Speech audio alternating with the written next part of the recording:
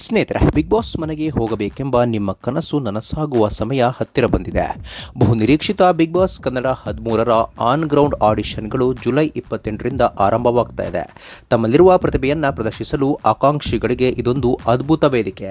Colours Kannada ಈ ಜನಪ್ರಿಯ reality ಶೋನಲ್ಲಿ ಭಾಗವಹಿಸಲು ಕರ್ನಾಟಕದಾದ್ಯಂತ ಅಭಿಮಾನಿಗಳು ಕಾತುರದಿಂದ ಕಾಯ್ತಾ ಇದ್ದಾರೆ.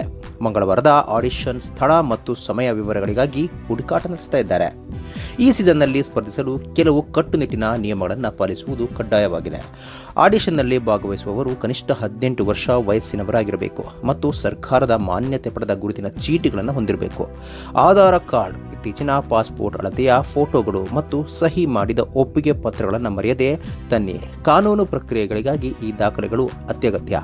ಇನ್ನು ಆಡಿಷನ್ ಕ್ಯೂನಲ್ಲಿ ದೀರ್ಘಕಾಲ ಕಾಯಬೇಕಾಗಬಹುದು. ಹಾಗಾಗಿ ಕುಡಿಯುವ ನೀರು ಮತ್ತು ತಿಂಡಿಯನ್ನ ಜೊತೆಯಲ್ಲೇ ಇಟ್ಟುಕೊಳ್ಳೋದು ಉತ್ತಮ.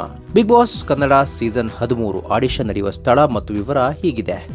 ಬೆಂಗಳೂರು ಕಂಠೀರವ ಸ್ಟುಡಿಯೋಸ್ನಲ್ಲಿ ಬೆಳಿಗ್ಗೆ 9ರಿಂದ ಪ್ರಾರಂಭವಾಗುತ್ತೆ. ಇನ್ನು ಹುಬ್ಬಳ್ಳಿ ಆರ್ಬನ್ ಒಯಸಿಸ್ ಮಾಲ್ನಲ್ಲಿ ಬೆಳಿಗ್ಗೆ 9ರಿಂದ, ಮಂಗಳೂರು ಟೌನ್ ಹಾಲ್ನಲ್ಲಿ ಬೆಳಿಗ್ಗೆ 9ರಿಂದ, ಬೆಂಗಳೂರು, ಹುಬ್ಬಳ್ಳಿ ಮತ್ತು ಮಂಗಳೂರಿನಂತಹ ಪ್ರಮುಖ ನಗರಗಳಲ್ಲಿ ಬೆಳಿಗ್ಗೆ 9 ಗಂಟೆಯಿಂದಲೇ ಆಡಿಷನ್ ಪ್ರಕ್ರಿಯೆ ಆರಂಭವಾಗಲಿದೆ. ಸೀಟುಗಳು ಬೇಗ ಭರ್ತಿಯಾಗುವುದರಿಂದ ಆದಷ್ಟು ಬೇಗ ಸ್ಥಳಕ್ಕೆ ತಲುಪಲು ಪ್ರಯತ್ನಿಸಿ.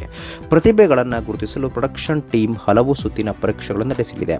ತೀರ್ಪುಗಾರರ ಮನೆಗೆಲ್ಲರೂ ನಿಮ್ಮ ಬಗ್ಗೆ ಒಂದು ಆಕರ್ಷಕ ಕಿರುಪರಿಚಯವನ್ನು ಸಿದ್ಧಪಡಿಸಿಕೊಳ್ಳಿ. ಇಲ್ಲಿನ ನಿಮ್ಮ ಪರ್ಫಾರ್ಮೆನ್ಸ್ ಮುಂದಿನ ತಿಂಗಳ ಫೈನಲ್ ಶಾರ್ಟ್ ಲಿಸ್ಟ್ ಸೇರಲು ದಾರಿಯಾಗಲಿದೆ. ಆಯೋಜಕರು ಅಭ್ಯರ್ಥಿಗಳಿಗೆ ಒಂದು ಪ್ರಮುಖ ಎಚ್ಚರಿಕೆ ನೀಡಿದ್ದಾರೆ. ಬಿಗ್ ಬಾಸ್ ಕನ್ನಡ 13ರ ಆಡಿಷನ್ಗಳು ಸಂಪೂರ್ಣ ಉಚಿತವಾಗಿದ್ದು ಯಾವುದೇ ಹಂತದಲ್ಲೂ ಹಣ ಪಾವತಿಸುವ ಅಗತ್ಯವಿಲ್ಲ. ನೇರ ಪ್ರವೇಶ ಕೊಡಿಸುವುದಾಗಿ ನಂಬಿಸುವವರಿಗೆ ಅಥವಾ ಬ್ಯಾಂಕ್ ವಿವರ ಕೇಳುವವರಿಗೆ ಮರುಳಾಗಬೇಡಿ. ಅಧಿಕೃತ ಮಾಹಿತಿಗಾಗಿ ಆಗಾಗ ಮೈಕ್ರೋಸೈಟ್ ಗಮನಿಸಿ.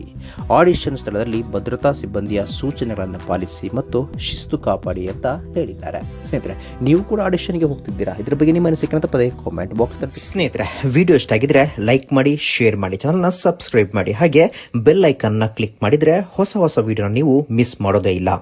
ಮುಂದಿನ ವಿಡಿಯೋದಲ್ಲಿ ಭೇಟಿಯಾಗೋಣ. ಧನ್ಯವಾದಗಳು.